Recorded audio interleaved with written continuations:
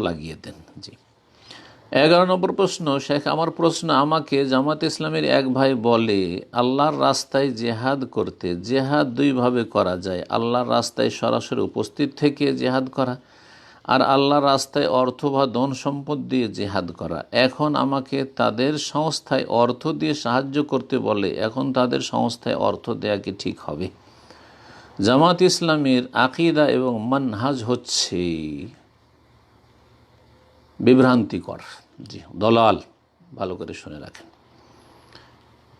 এবং বড় বড় উলামায়ে কেরামগণ বর্তমান যুগে এবং এর পূর্বে হাসানুল বান্নার যুগ থেকে শুরু করে ইখওয়ানি এবং জামাতিদের সম্পর্কে বলেছেন যে তারা হচ্ছে ফিরকা হালেকা। জি, 73 ফিরকার মধ্যে যে 72 ফিরকা, ওই 72 ফিরকার এক ফিরকা। সুতরাং এদের থেকে সতর্ক, সাবধান। এদের চাকচিক্যময় কথায় ধোঁকা খাবেন না।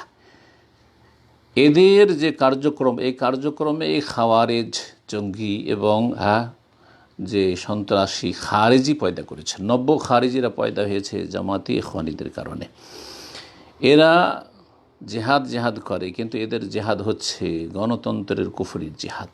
জি হ্যাঁ, এবং এরা এই সৌদি আরবে দেখেছি গরিব ক্লিনার যাদের 300-350 টাকা বেতন, তাদের কাছেও মাসিক 10 টাকা করে, 10 রিয়াল করে আনত নিয়ে থাকে। মানুষের আবেগ নিয়ে খেলা করে, ধর্ম ব্যবসা। সুতরাং এই বিদাতি জামাত, এই গুমরাহ জামাতের সাথে কোনো রকমের সহযোগিতা করবেন না।